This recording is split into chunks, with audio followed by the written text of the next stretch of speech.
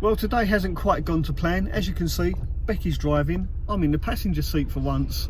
The reason is my van broke down, basically. Mary has left me stranded, but luckily She's busted a gut. Becky come to rescue me.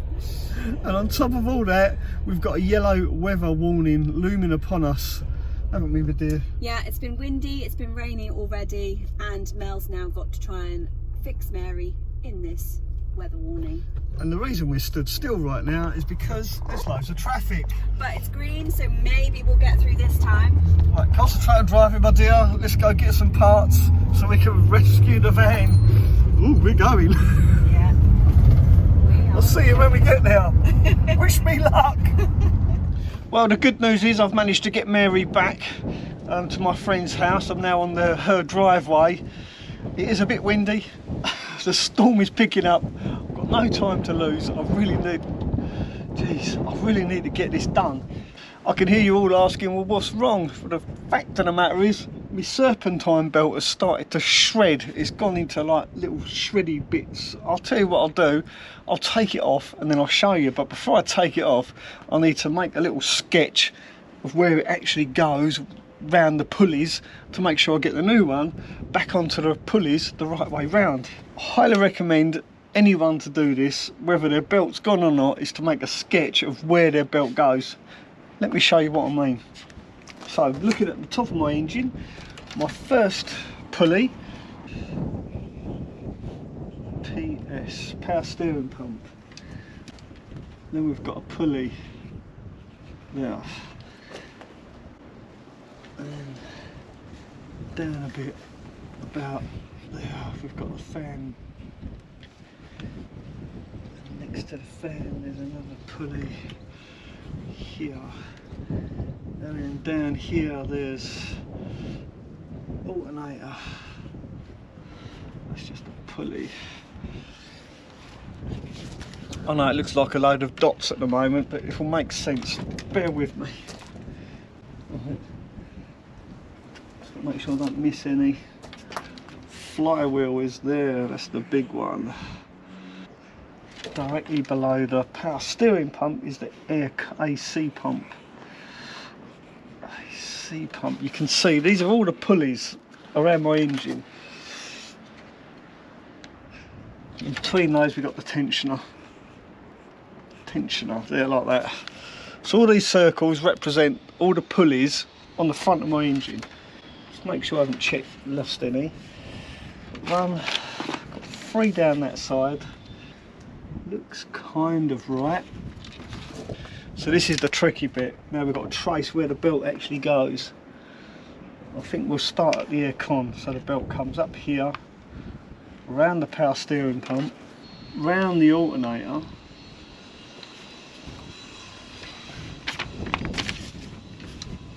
around the tensioner,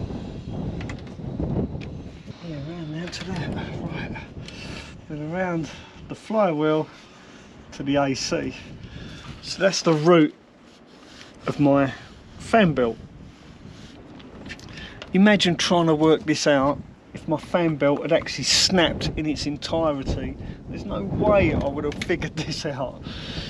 So I'm going to sketch this up properly and then keep a copy of this inside my cab of my van, just in case this belt does ever snap in the future. Here's a little bit of it. As you can see, it's pretty shredded. So that's some of it. Try to figure out how to get all this back on now. There we go. Look at the state of that. Seal is absolutely deteriorating. The reason I've come to realise this was deteriorating like this is because it started flapping. I could hear this like flap, flap, flap sound.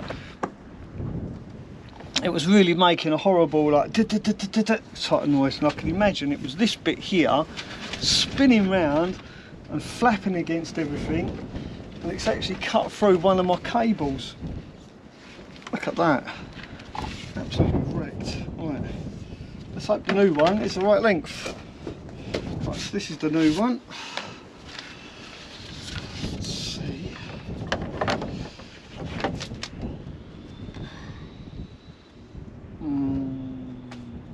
could be a little bit too long. I'll put it round. I need to do something. There we go. Hook it on there, side by side. It is a little bit longer.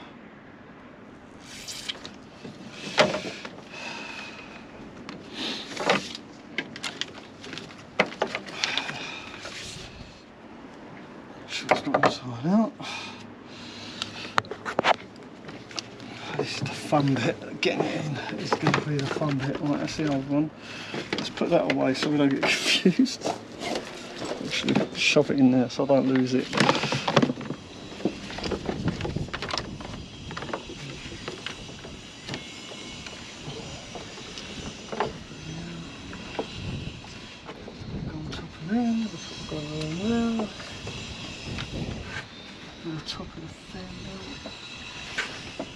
These aren't supposed to come off. When I changed my radiator, I actually modified this so that it would come off.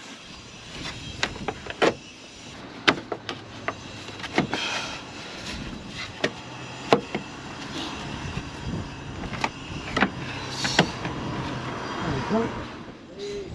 I think I've got it on. I think. Right, looks like it's all good. Get the spanner off, because I've got a spanner on there to put the tension on. Take that off.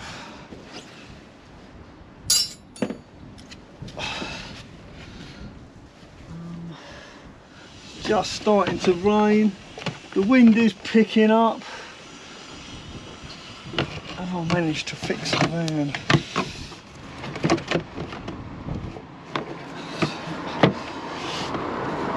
Helps if it's lined up. Must remember to plug these in before starting the engine. If you don't plug these in, it'll make error lights come up on the dashboard.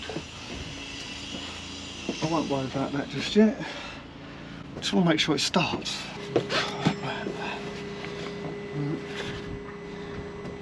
Nothing left in there.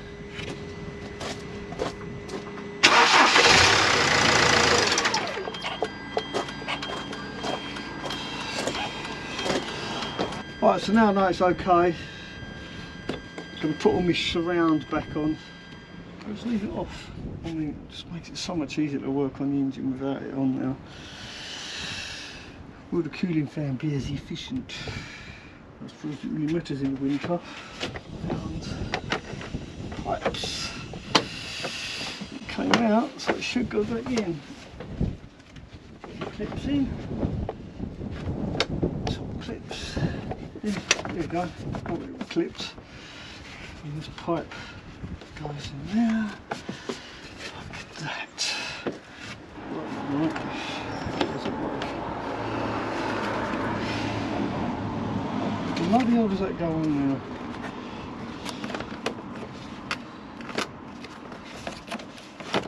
You dickhead, it goes that way.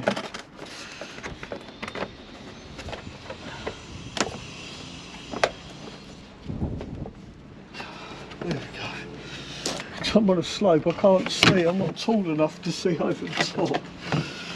And it is just starting to rain now. You can see things are getting wet. Don't want our electrics to get wet.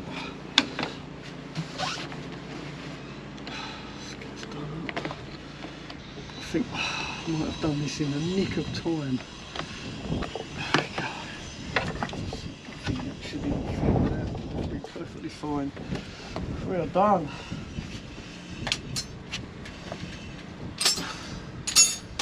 That was close. Look at the state of this. This is shredded. Now, I wonder why that just decided to shred. Is it because I'm putting more strain on my alternator now?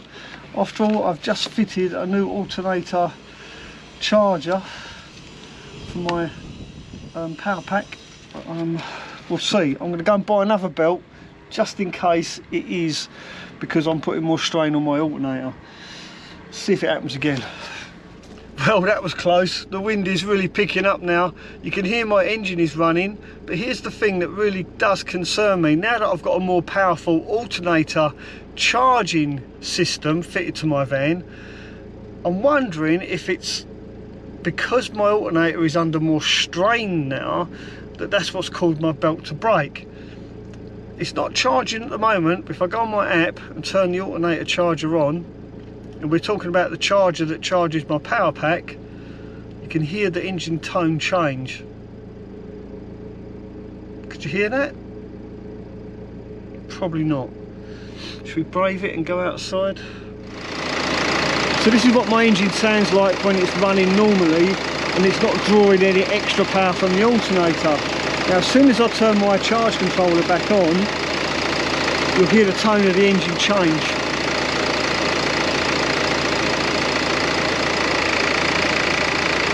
You hear that?